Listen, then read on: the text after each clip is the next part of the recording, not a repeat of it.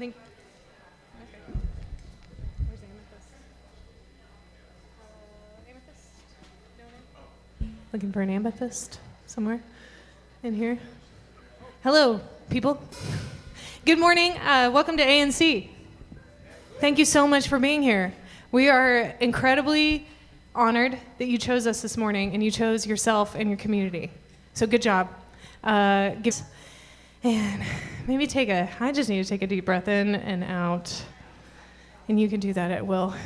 All right. Welcome, stragglers. Those online, come on in. Come on in. Okay, let's do this. We're ready to rock.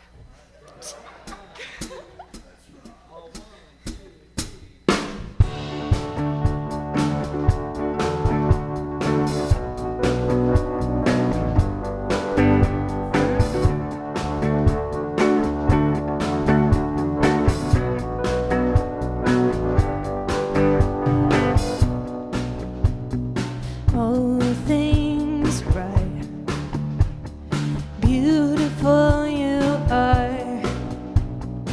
All things wise, wonderful you are. In the darkest night, you brighten up the skies. A song will rise. I will sing a song of hope, sing along. God of heaven, come down, heaven, come down. And to know you when we're near is enough.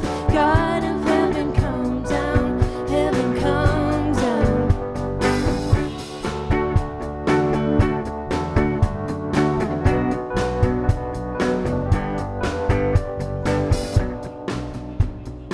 All things new, I'll start again. Creator God, calling me your friend. Sing praise, my soul, to the maker of the skies. A song will rise. I will sing a song of hope, sing along. God of heaven, come down, heaven, come down. Just to know you when we're near is enough. God of heaven, come down, heaven, come down. I will sing a song of hope, sing along. God of heaven, come down, heaven, come down. Just to know you and be loved is enough. God of heaven, come down, heaven, come down. Hallelujah, sing.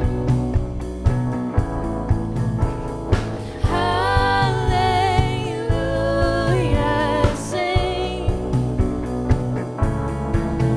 Oh,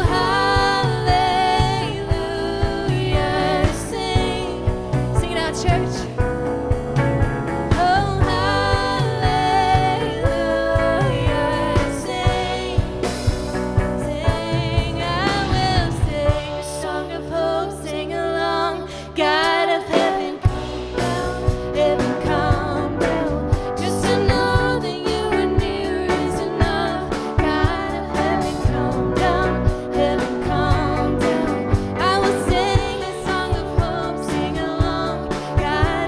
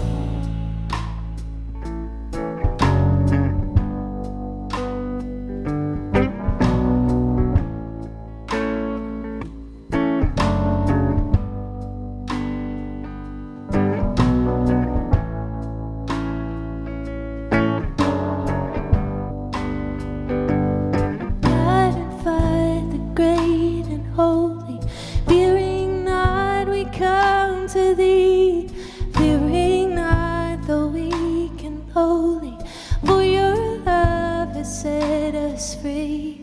By the blue sky bending over, by the green earth's flowery home, touch us, Lord, the angel chorus.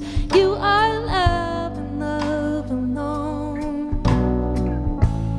You are love and love alone. You are love and love alone. You are love and love alone. You are love and love alone. You are love and love alone. You are love and love alone. You are.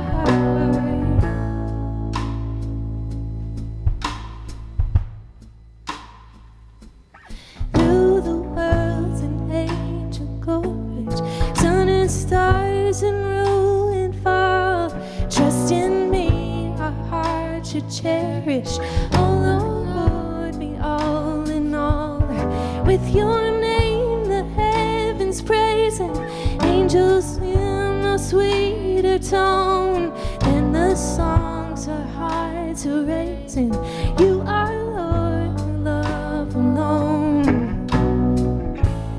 You are love and love alone.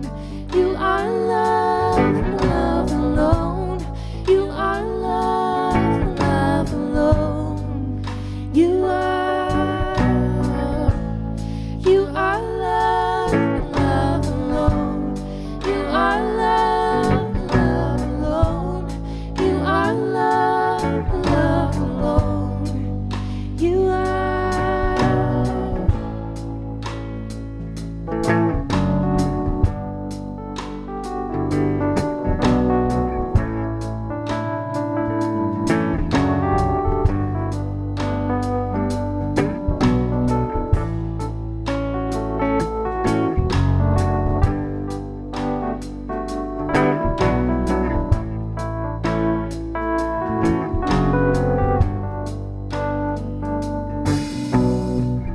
How perfectly our hearts are made for love.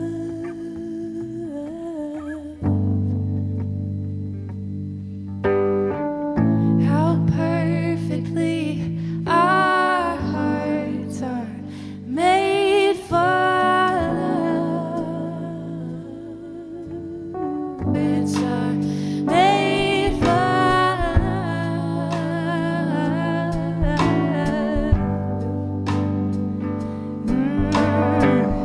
how perfectly our hearts are made for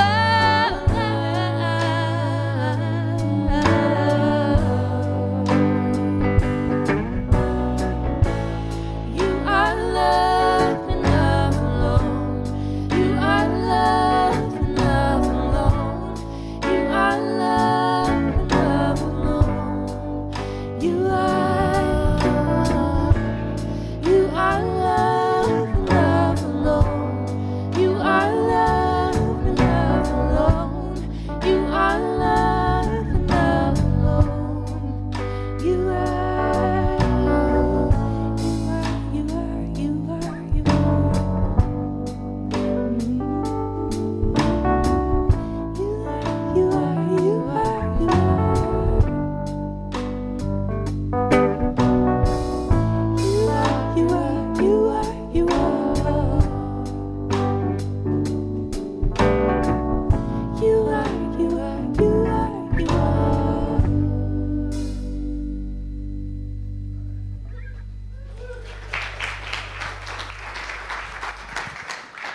Good morning, ANC. You may be seated.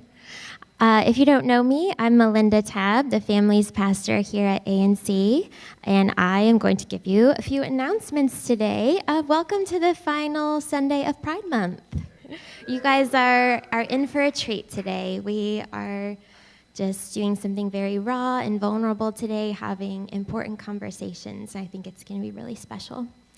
First off, if you all would like to get connected with ANC, get on our email list, find out more about us, you can scan this QR code and figure out how to do that. Thank you for your continued giving and generosity with us. If you would like to contribute financially to the mission and vision of ANC, you can do so by scanning the QR code or on our website at austennewchurch.com/home/give. Let's see. Today, after church, between 12 and 3, our kids and youth ministries are putting on a lemonade stand and bake sale fundraiser for Foster Village.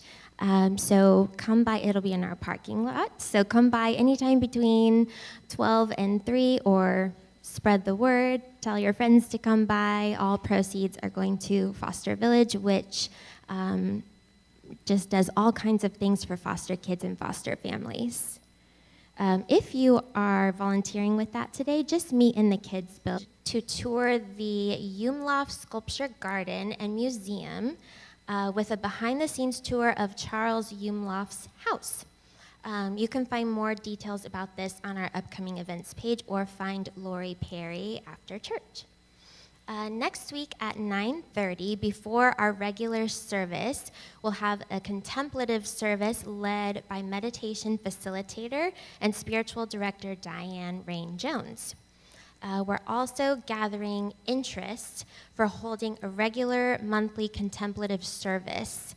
So if that sounds interesting to you, please go to our upcoming events page. You can use this QR code to find that and fill out a survey. Our family's July activity will be an all-church swim at Deep Eddy Pool, Sunday, July 19th from 4 to 6. And I'm thinking if there's interest, we might stop by and get dinner at somewhere around there, somewhere walkable afterwards. I am planning that on the fly, so I'll let you know.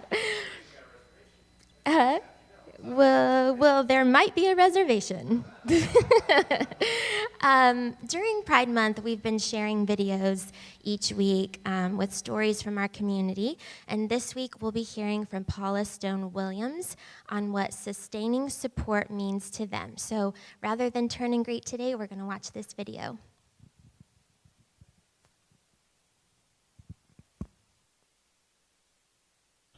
Hi, it's Paula Stone Williams. I so enjoyed my time with you at Austin New Church, and I'm so glad you're celebrating Pride Month. We certainly need that kind of celebration in America. I'm a pastoral counselor. That's what my doctorate is in. And when people need to bring about change in their life, I can help them with the first of 3 elements of change. I can help them gain insight.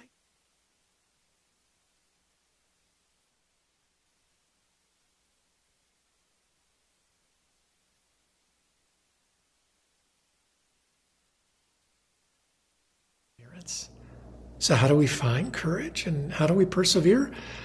Well, for humans, we have to do that in community. We are a community-based species. We did not take off as a species when we remained at the level of blood kin. We did not take off as a species until we moved from the level of blood kin to the level of tribe. That's when civilizations developed. What is it that brought us together as tribes? Well, most people assume it was the need for safety, but actually it was not. It was our search for meaning. Think Stonehenge or the carved that we find the courage and the perseverance we need to go along with the insight we've gained to be able to make the changes we need to make. I'm glad you're that kind of a community that wants to sustain us on the journey, that wants to help us not just have insight, but to be able to sustain perseverance and courage as we do our best to leave the world a better place than the way it was at the time we arrived. I hope you enjoy the rest of your Pride Month. Yay. Love Paula so much. I think Paula may have gotten one detail wrong. If I might correct Paula humbly, humans actually figured out how to be in society when they figured out dogs. How many of you were thinking about that? Some of you were like, I'm in the wrong church today. Actually, I'm on the wrong side today. Welcome, welcome, welcome to ANC. I can't really see many of you. What's the matter? Music stopped? Yeah. So welcome to ANC. If this is your first Sunday, I don't really know how to explain what's about to happen to you, except that in the 14 years I've been here, I don't remember ever approaching a Sunday morning quite like this.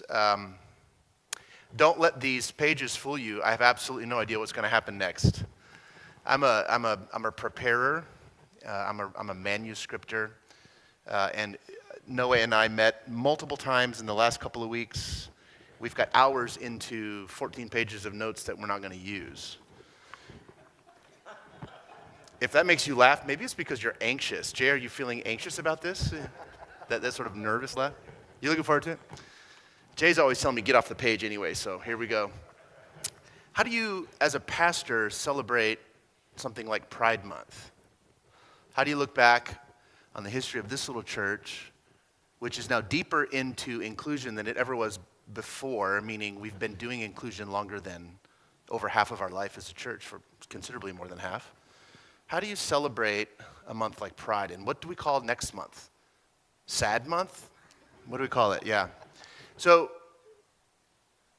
I say that to say there's a level of anxiety that I bring to conversations around celebrating parts of our community that they're just parts of our community now. And I don't know that continuing to other people based on their adopted sort of identities or their given sort of orientations or any category really, I don't know that othering them feels like it moves the ball forward. And yet as a church, I sense that we're on this precipice of something interesting and something new. And I think it was having its battle in my brain and heart this morning. I was in Chicago yesterday with my twins, and I got back late on the 11 o'clock flight. Some of you come to Austin back on that flight with me often. And I woke up this morning and I thought, I'm going to figure it out. We're going to master plan this. We're going to sculpt this, have this all done. And all the words looked goofy. So I finally went down and told Kara, I think I'm at war, and I think that is the metaphor. And so we're going to have a conversation, because I think a conversation is kind of the way to honor where you are as a family. And I actually think of us that way.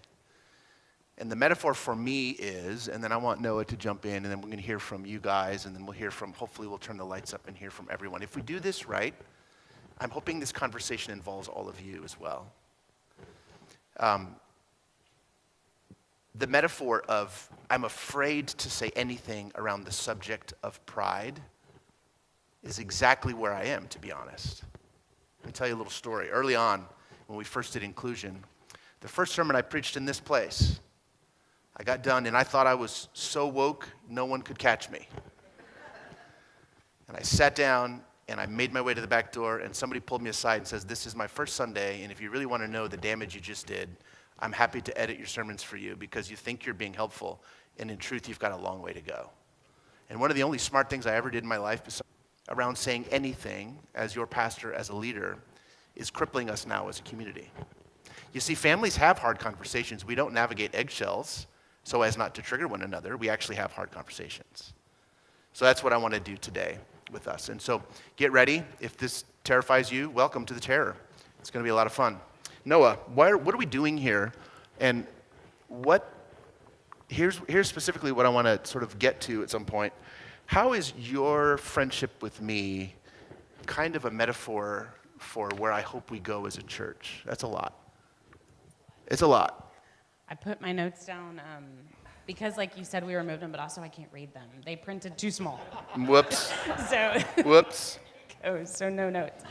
Our friendship. Something that's interesting, talking about putting notes away, and yes, scrapping them. I've been thinking about what do I think that we should capture, because my journey to walking in this door has not been safe or easy. And so what do we want to capture? And then realizing that in my attempt to say the right thing, and over-editing is the opposite of what I'm asking for, which is everybody to have grace for each other and themselves. And we're not going to say the right thing. And if we walk on eggshells, are we really honoring each other? Yeah. And I feel like that's what... Struggle to get those right with you. from the very beginning, I was like, I don't like church. And it's hard for me to sit and talk to a preacher as a preacher's kid. And from the beginning, it was vulnerability. And I mean, even with pronouns. So very early on, you were the first person here that asked me my pronouns. And then, Jason, I don't know that you ever get my pronoun right.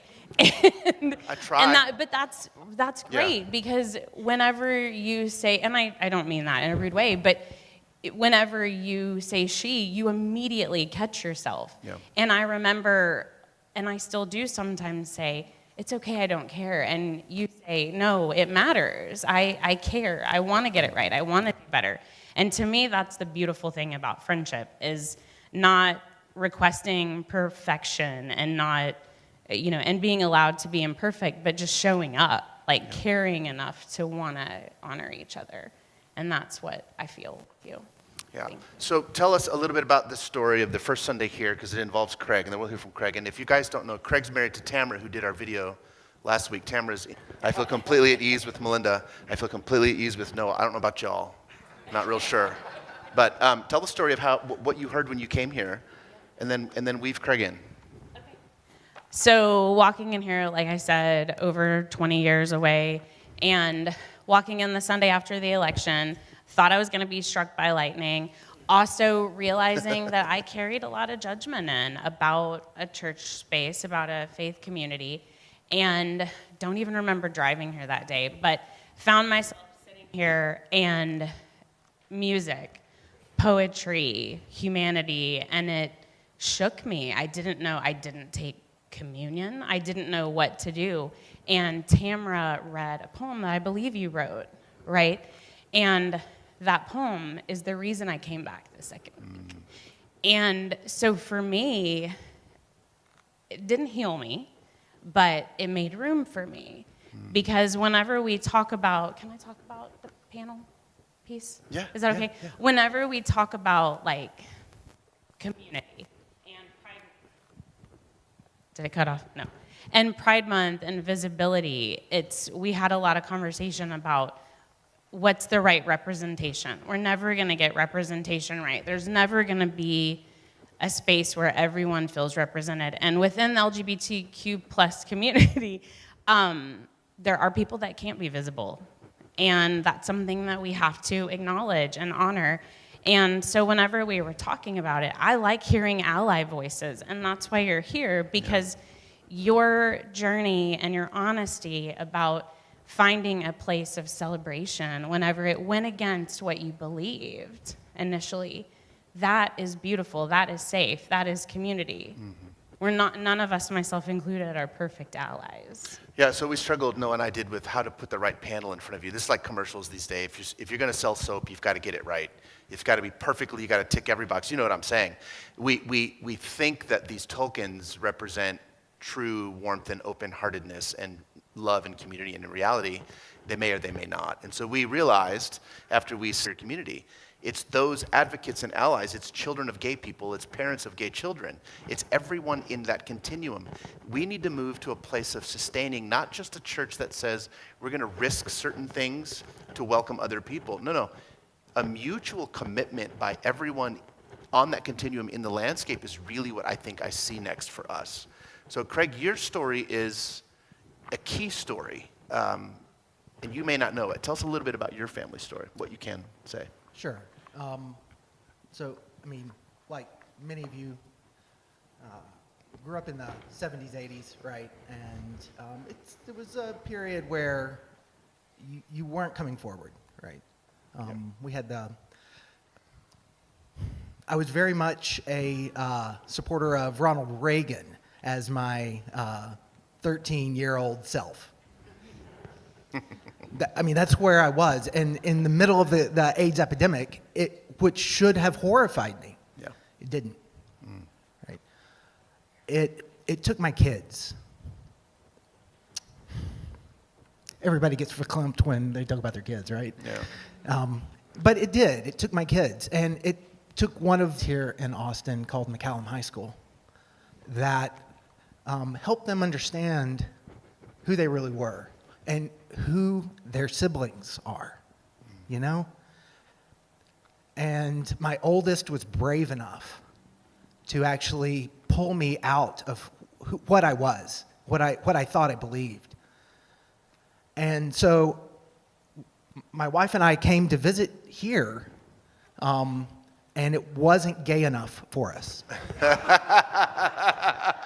I'm being serious. That's funny. If you know the Enneagram, you also were very much a 3 church, which was not me at all. So we went somewhere that beautiful Kelly was incredible as our youth pastor there. It was a place that grew me up in so many ways, and then I buried it. Some of us, because we didn't make it through COVID. So we came back, and you were finally gay enough for us I'm so to curious. feel at home here, because my youngest, who's trans, actually came to the queer prom with me here, which I never thought they would walk through these doors again. Yeah, yeah. So that's a bit of our journey. Yeah. You might have found me crying in the back row in those first few months because I wanted my kids to be here with me. And now I know that even if they never are, this is a place they can be. Right, right. If they ever chose Yeah. to be back inside the walls of a church again. And so in this whole journey of inclusion, I don't think we've ever heard the voice of parents, of people in the community who are struggling to navigate. And I thank God for McCallum. Thank God it wasn't a Sunday school class or high school that taught them to hide or be ashamed. But your journey has been an interesting journey, and I think as part of the community, parents of kids who are not going to comply with the 1950s vision of sexuality, we've got a handful of former Mormon families in this church that's their story. They could not stay, not and love your kid, not and stay in a relationship. If you're not willing to send your kid away from the community, banish your child, then you can't stay in that church. We inherit those types of people, and I don't know that I've ever heard specifically from that piece, that voice. Melinda, we know a little bit about your story, but tell us where you fit in the landscape here, because I don't know that I know anybody who's more ferociously engaged in being an ally than Melinda, and there's a reason for that. There's a reason. Wow. You say that and then you want me to speak. That was like very emotional. Well, we know that's vodka in your Oh my gosh. Topo Chico bottle, so you got plenty of courage, I'm sure. My water bottles were all dirty this morning, so I grabbed this sparkling water out of the fridge and like, look, it's water. I promise. Oh, I can already feel I'm gonna get emotional, but that's okay. This is vulnerable and raw. Would you hold my water? I just feel like I can't hold that and talk for some reason. That's okay. Oh, so oh gosh. My story is difficult because it has to do with my father, who I am so grateful for, because I wouldn't be. People are getting up, they're getting tissues for me. Thanks, girls. I see you. I wouldn't be the human I am today without my father, but it was not easy getting there. Long story short, I grew up in a very conservative Baptist church. My dad was a pastor. And when I was in high school, he came out as gay. And because a lot of you have heard this story before, but because he was trying so hard to be something that he was not, he went to Bible school, married the woman, had the kids, was in ministry, trying to pray the gay away, that made him someone he did not want to be at home. Thank you. And shook when he came out, because I had been raised being told that was like the worst sin, I was also kind of ready to just write him off, because he had made our home awful.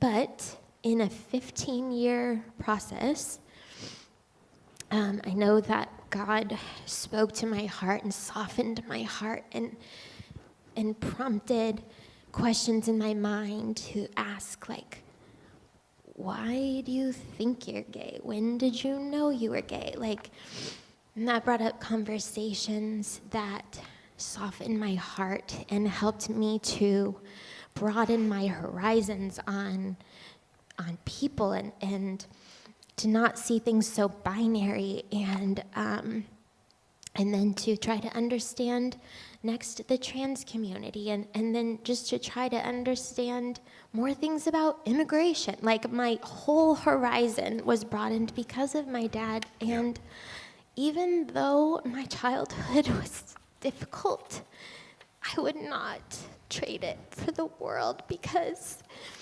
I am so happy to be a part of a community where everyone is seen and is special and celebrated and equal. And that is all because of my dad.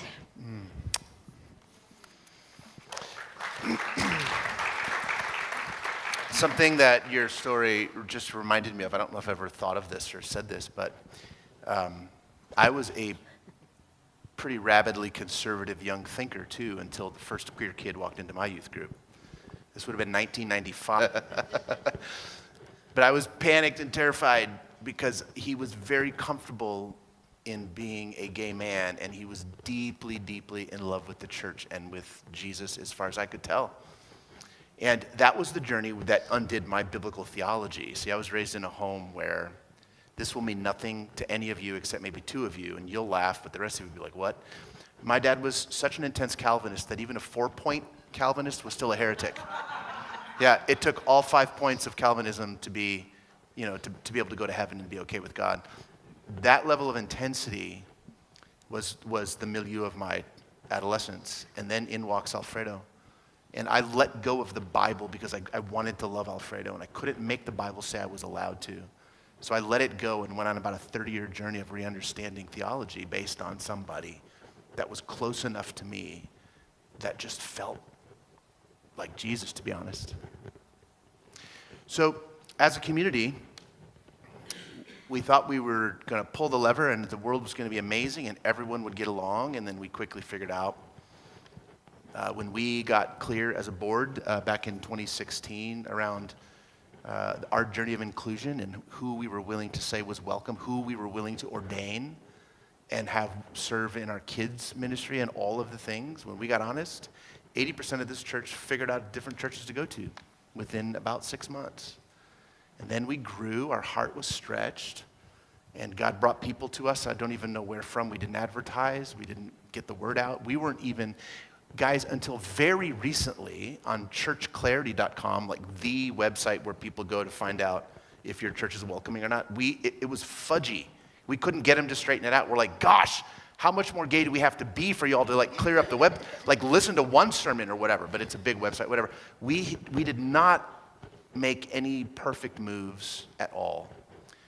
And then I realized that I became, as an extension of the community that did so much harm to the queer people around us, I became paralyzed with fear to do anything, paralyzed to say anything. You guys, you don't know this because you don't need to, but I never bring words in the form of a sermon that haven't been read by multiple people. I'm terrified of my own thoughts and words because my first moves to reach out and hug and embrace and welcome were awkward and ugly, and we're still othering. We made so many wrong moves before we made right moves. And that fear is, I think, what I'm looking at right now. And so I want to bring the lights up. Are you willing to run? You want to be Phil Donahue? Can you put down your Krispy Kremes? No way Noah remembers Phil Donahue. What? I'm in my 40s. What? No, I would never volunteer that kind of information. Here's what I want to hear from you guys. And here's, when we looked at the panel and we thought it's not balanced, it doesn't have to be balanced because we're all here together. If we can hear from each other, then for today, we were fully representative of those who are in the room, okay? So that's what we're after. I'm curious, from you, to hear from anybody out there who's willing to chime in. What are the fears that you've had to confront as you've come to a place where you can welcome all? And what are you dealing with? Like, where is the bouncing ball for you? Yeah, you got to run. I'm telling you, the coffee's not going to run with you. Coffee apparently is Somebody be a coffee holder. Thank you, Rachel. Thank you, Rachel. Hi. Hi. Okay, so on my journey through allyship and learning, I think one thing has really stuck out for me, and it actually happened in this church. When I think one of my first students here, we had like a table full of pins and stickers out. And one of the stickers said, essentially, like a high level, I'm a safe person. And it really shook me because the idea of advertising myself as a safe person is kind of subjective.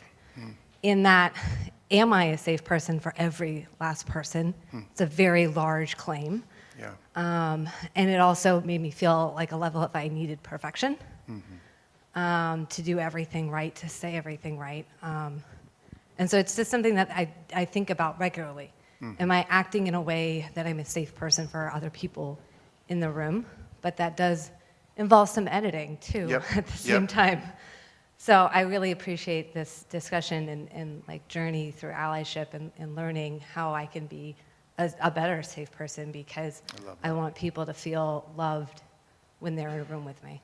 Yeah, and the funny thing is about loving someone is that sometimes you try so hard to love them so hard and you're getting it all wrong, and you have to stop and back up and come at things from a different angle.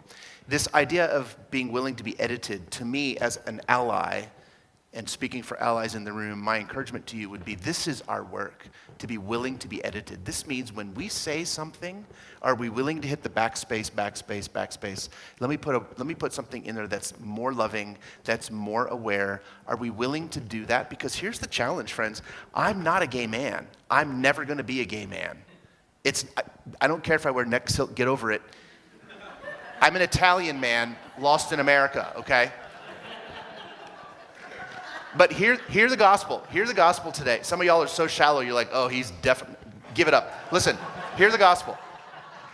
The invitation to be part of a loving community church is not to be other than you are. Every season of your life has built a tree ring that has created who you are. The only thing you've got to bring to community is all of that and the willingness to be edited when needed. Now, who's going to edit us? Hopefully people we're in community with. This is the rationale for why we do community.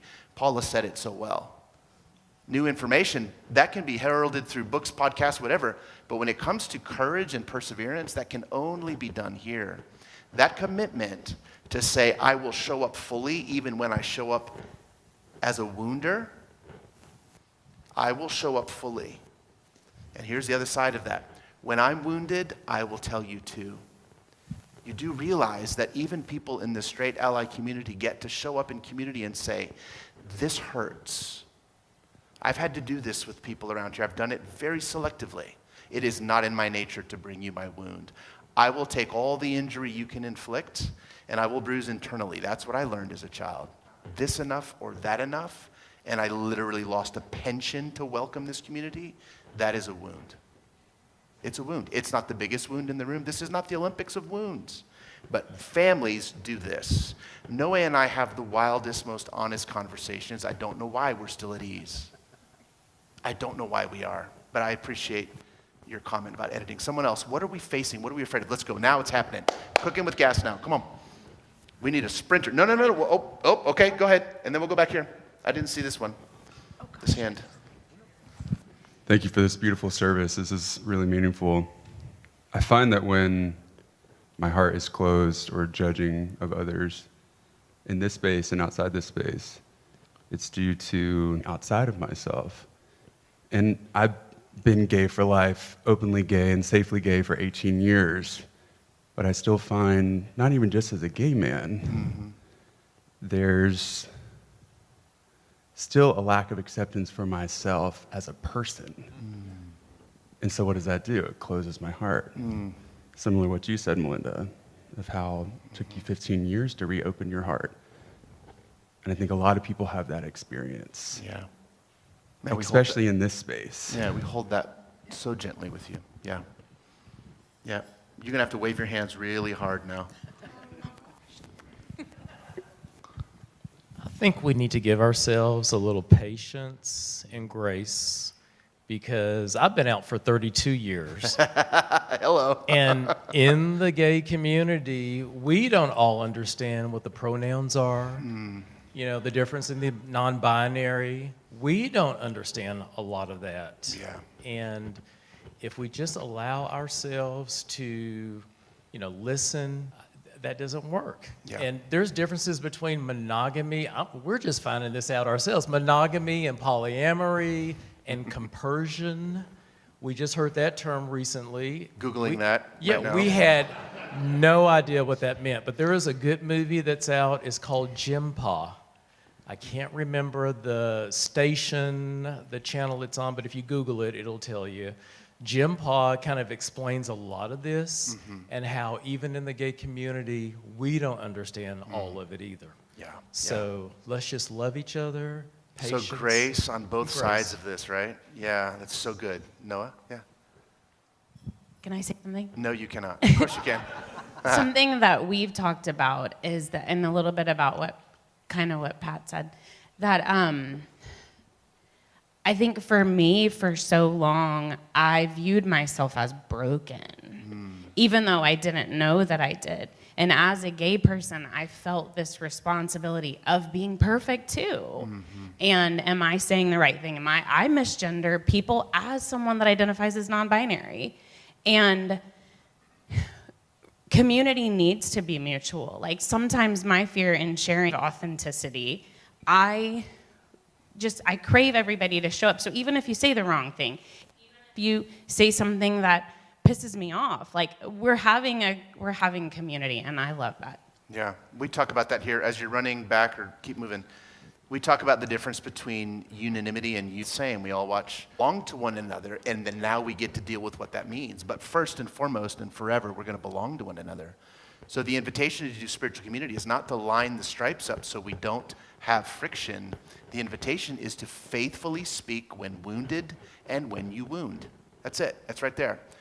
The willingness to be edited when you cause hurt, and the willingness to show up and say, I have been hurt, when it happens to you. And it's both of those things. This is what our community has not yet learned.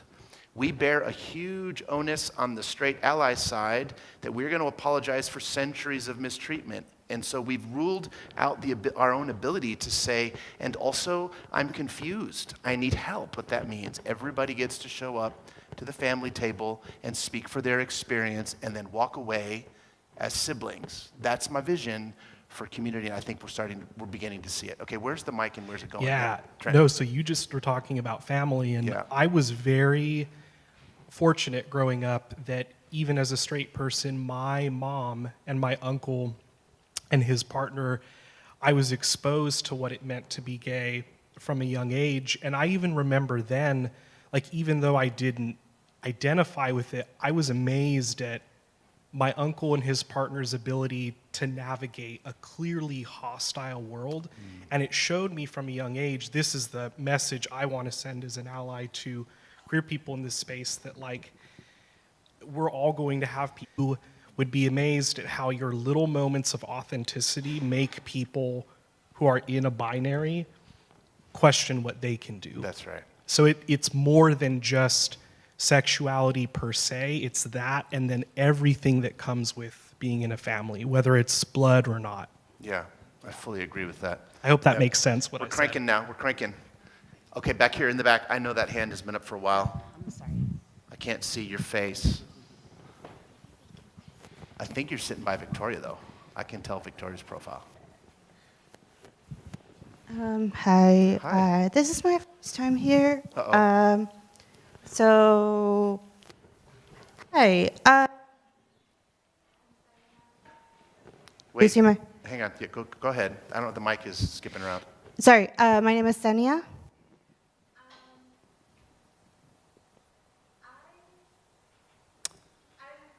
Sexual. Okay, pause. Zach, is it too far from the base? Yeah. I wonder if we might ask you to get closer to us. This is scary. The transmission base is right here, and that's just too much distance. Okay. All right. I'm so sorry to do that to you. Ready? Okay. Go ahead. I identify as bisexual, and I am Mexican American. And coming into this space, the first thing that I thought was, there's a lot of white people here. And I understand I'm also very white passing. And so it's difficult. Having hard conversations with people is difficult. There's all sorts of, we all see the world through our own very specific lens. It's not an easy thing. We all talk to each other, but the words mean different things to each other because of how we are conditioned, because of how we were raised to believe things to mean whatever they to mean. I think that having open conversations is essential, but as a white passing Latina, and I think white people in general, we have to educate ourselves on different areas of marginalization to undo the racism that has been centered as part of our lives that maybe we don't realize because it has impacts in every other aspect of our lives, because it impacts persons in ways that we don't understand. Right. I will never be able to see the world as a dark-skinned Latina. I will never have to confront a Border Patrol agent and wonder if they're going to look at me differently. But if someone sees my resume and sees the last name Martinez, maybe they won't see me as talented enough, as American enough. Right. I navigate a complex identity the same way that a lot of people do. I am a woman first, and sometimes my safety means that I have to walk away from situations that might be totally safe, but that I may not feel safe because I've experienced abuse in the past. Yeah. So we all navigate complex identities, and I think that it is our responsibility, at least for me, I see it as a white passing Latina, and for white people, for us to see ourselves for who we are, to confront our past, to see our colonial past, my colonial past from Mexico, the colonial past of our ancestors, to confront the racism, the internal dialogues in our head. Where is this coming from? And then also, you know, as far as the LGBT community, how does this affect people in different spaces? How is it different? El Salvador prison, how are they going to be treated in El Salvador prison, really? Right. Yeah. So intersectionality, I think, has to be a foundation in how anyone approaches anything. And take it with a grain of salt. This is my first time here. I'm sorry. But That's courage. That's courage. Thank you. Did you say thank you so much. Selena, Serena? I didn't catch it. Senya. Senya. Thank you, Senya. Senya, you're absolutely right. And I think that the key that I want to, before Rachel goes, the key that I want to point out is that it's going to take those around you to point out where those vestiges of isms remain in you. You won't see them. You're really not supposed to see them. It's the color of the fish water you swim in. So it's gonna take a community around you to point out, hey, that still is a vestige of something that we can be rid of. That still sounds like something that hurts. That still feels like you're making assumptions. So it's going to require those around us to do that. Yeah, Rachel. I think your prompt asked about the fears that we came into ANC with, and I didn't come in with fear. I came with boiling hot anger. Okay. And I was thinking about it this morning because we're doing this fundraiser for Foster Village, and that's what got my wheels turning this morning. I might say some things that y'all haven't heard before, and we'll talk about it later, okay? Oops. To 6 kids under 7 overnight. Only people that helped us were other foster families. And I felt just this like huge weight. Our church wasn't helping, even though I was even like part of the staff, 1,000-member church. And then I found out that there were foster agencies that were turning away families to foster because they were queer. And just all of those things, like, just developed this like huge anger at the church, really angry at God. And I could not understand. Like, kids were sleeping in offices in San Antonio because there were families waiting because they were gay.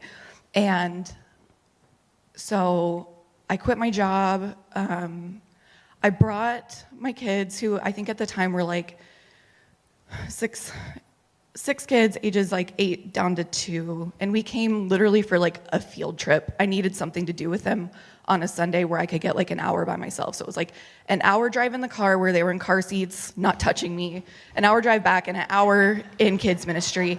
And it happened to be Here at ANC? Here at ANC. And it happened to be a baptism Sunday. Oh my gosh, that's And the right. trough was out here, and a lesbian couple's child was getting baptized, and I was like, oh no, they're serious, they're real, like this anger that I have is gonna have to get transmuted. I can't keep running, I can't like stay like holding on to this anger, like this is where we belong. Yeah. And so it's been a huge journey on my own sexuality, on like bringing in other voices to help me raise these kids. And I'm just thankful for like being able to show up whatever way that I am here. I'm so glad you're here. Yeah. Listen. And you guys need to come sell us out at this bake sale because it's for Foster Village. Amen to that. And it's hot. Somebody's sitting on like 3 Benjamins in your wallet there. You just need to unload, buy all the lemonade, and let the kids go home. How many more? How many more? Yeah. How many more do you got? How many more? Burning question. Okay, come on. Let's bring some more. Musicians, be ready. Hello. Hi. Hi. Okay, my name is Juno, and this church, I was so scared of Christianity. I thought that like every single Christian just hated me and wanted me to go to hell and just didn't appreciate me. And after this church, I just cried and cried and cried because I realized that there's people out there that want to change and want to love. And you guys said, like, what's your fears? But I feel really loved when I come here. So just thank you, I guess. I don't know. You guys are, like... Thank you. Juno, can you tell us how old you are, please? I'm 13. Yeah. Love you. Chronologically 13, but on the courageometer, like at least 35 on the courage meter. Yeah. Okay. Couple. We could go all day, I'm sure.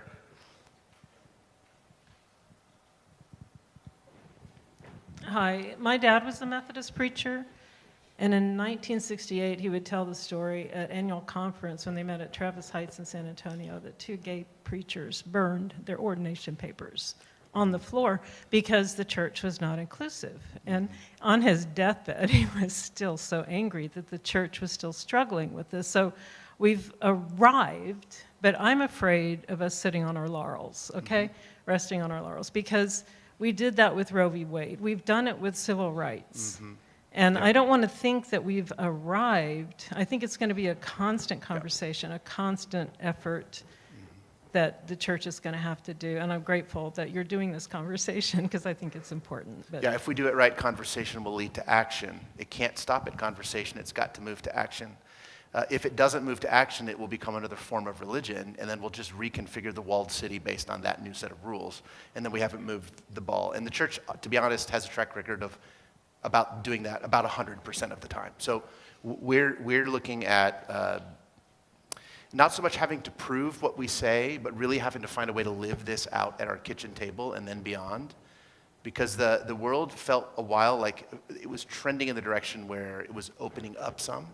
Our little piece of the world has recently really, really closed down hard. But friends, hear me, evolution solves for monsters.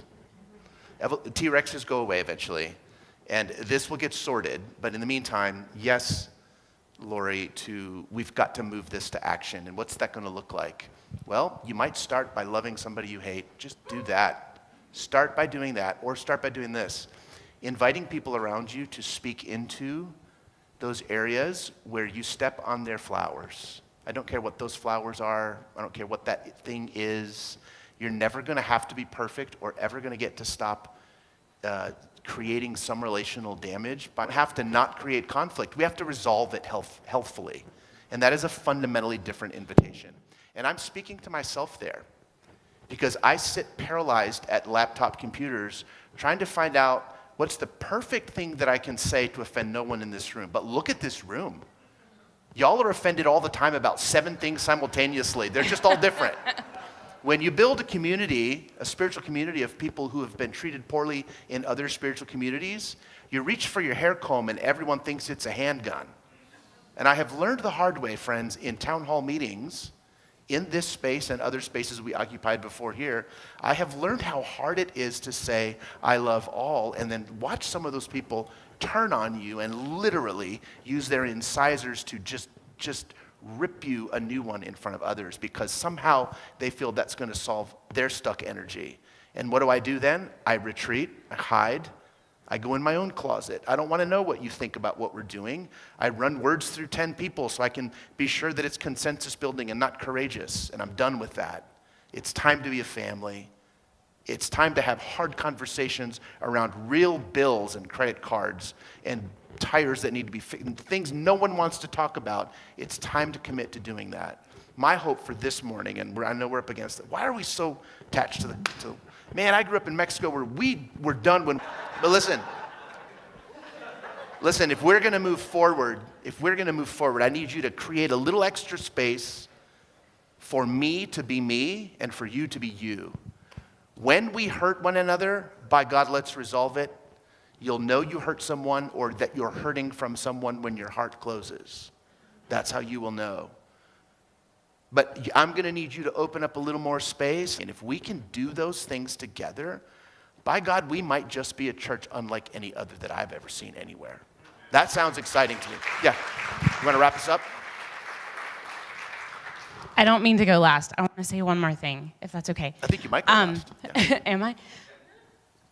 Thank you for your courageousness. We talk about visibility. I'm really sick of hearing myself speak, honestly, Daniel. The least interesting thing about me is that I'm queer, honestly. But visibility matters so that we don't get complacent. I came out at 17, the same time Ellen was coming out. I'm totally aging myself. I had no representation or context for what a queer person looked like, and it was hard and lonely.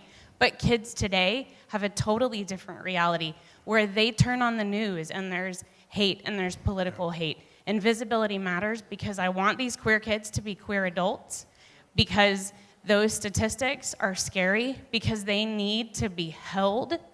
There are parents that are protecting them. And so as a community, these conversations matter because we all need to protect each other. And there are people walking around with an element of bravery that they shouldn't have to, but they are. Yeah, and we need to show them love. So, Noah, I'm so glad you're here. We love you. Craig, you're a rock. Melinda, love you. And every single one of you in this church that is part of this community, if we're going to build something that sustains all of us, it's going to take all of us to do it. And that's my invitation to you today. Let's do that. Hi, Sarah. Nice new guitar, Sarah.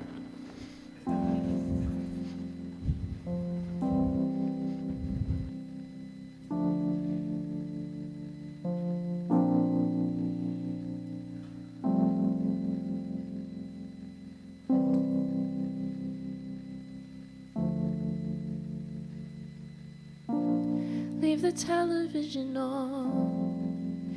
I can't sleep when it's quiet. Dreams of hospital beds and the rain on the highway. The breath in my lungs, oh, it feels like a hurricane, as if everything I am might all just blow away. 'Cause all the hurt left in my blood, it's burning up the world I used to dream about. I'm lost for answers, I always but you show me what it means to be worthy of love.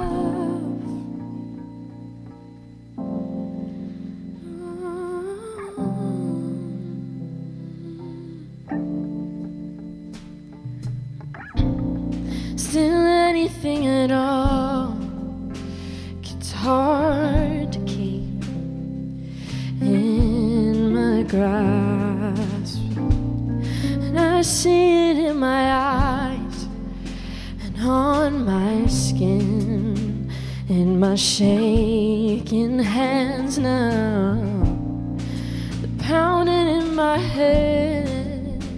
Oh, it feels like an avalanche. Oh, I'm running out of time in this life, just like an hourglass. 'Cause all the hurt left in my blood is burning up the world I used to dream about. I'm lost for answers, and I always was, but you show me what it means to feel worthy of love. You're the heat of every still fall, at every turn, for all the things that I cannot learn. 'Cause all the heart left in my blood is burning up the world I used to dream about. I'm lost for answers, and I always was, but you show me what it means to feel worthy of love. Oh, you show me, oh, you show me what it means to feel worthy, worthy. Oh, you show me what it means to feel worthy of love.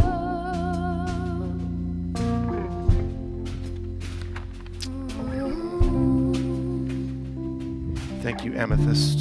Sarah, jump to your feet. Right?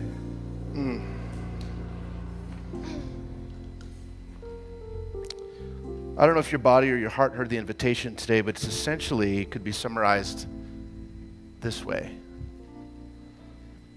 to just be more of who you are, coupled with the willingness to grow. That's really what it is.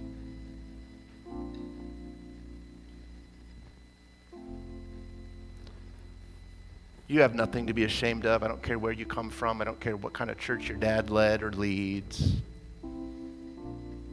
You have nothing to be ashamed of. I don't care who you love or how you love or what you love. You see, shame is the problem that the gospel undoes. And if there had to be one symbol in the world to sort of offer the mechanism of action of who get to come because you are you, no other reason. Nothing else needs to be accomplished. Just because you are you, there's a table set for you. Now, someone please tell me how in the world the church messed up something so simple. I don't know what's ahead for us, but it feels exciting because it's getting more analog and simple by the day. You want to catch my attention? Let's talk fountain pens. How you like that? How you like that? You want to catch my attention? Let's talk sundial, not Swiss watch. Let's talk few moving parts.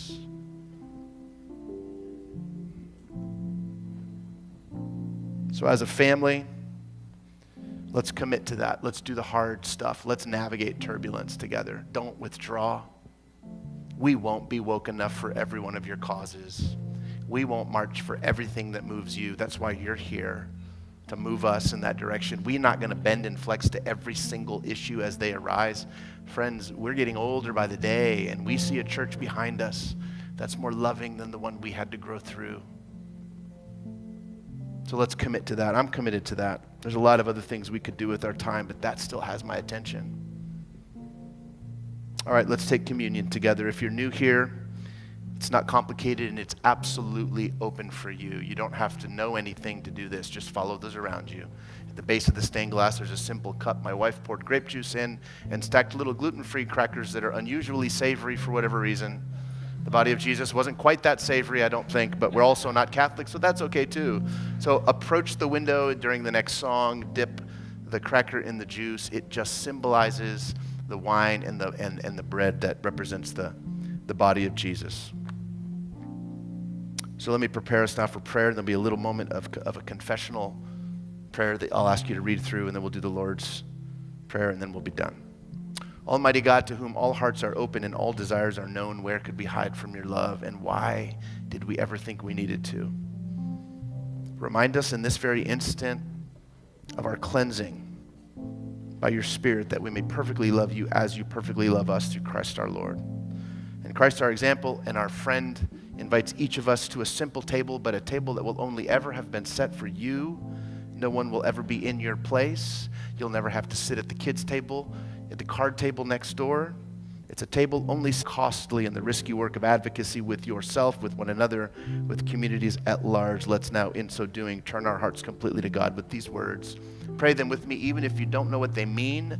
Let your ears hear, your mouth shape the words. Pray with me.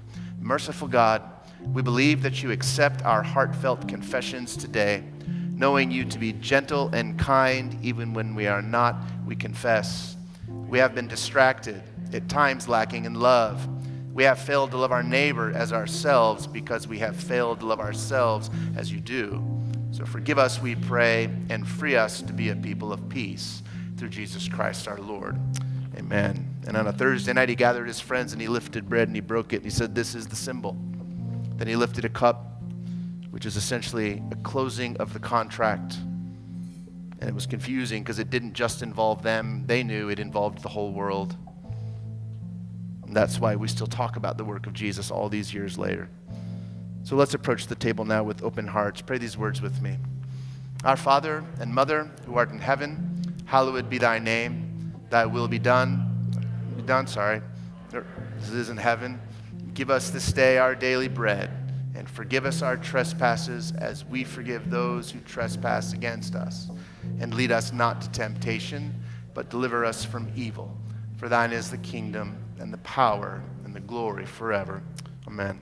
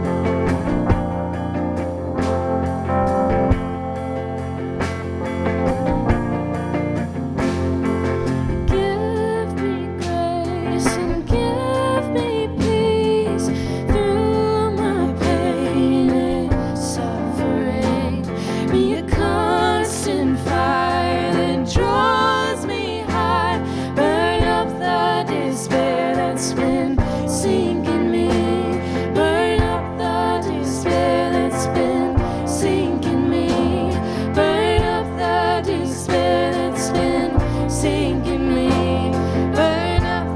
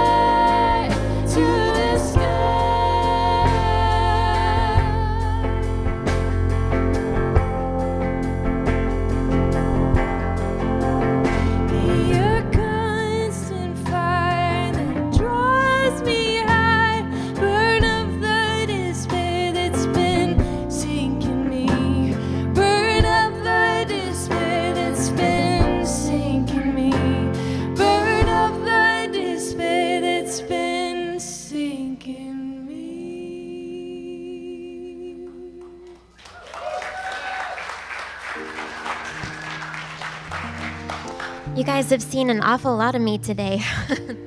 All right, I'll be reading our benediction that was written by Catherine today. May you feel seen fully as you are, evolving and unfolding. May you remember that you are sacred, carrying a divine imprint. No need to change in order to be holy. May you celebrate the beauty in yourself and one another, making room for stories different from your own. And when the road grows difficult, may you be sustained by a community who chooses courage over fear, humility over certainty, and love over exclusion. May we be committed to becoming the kind of people where others find a home. Go in peace.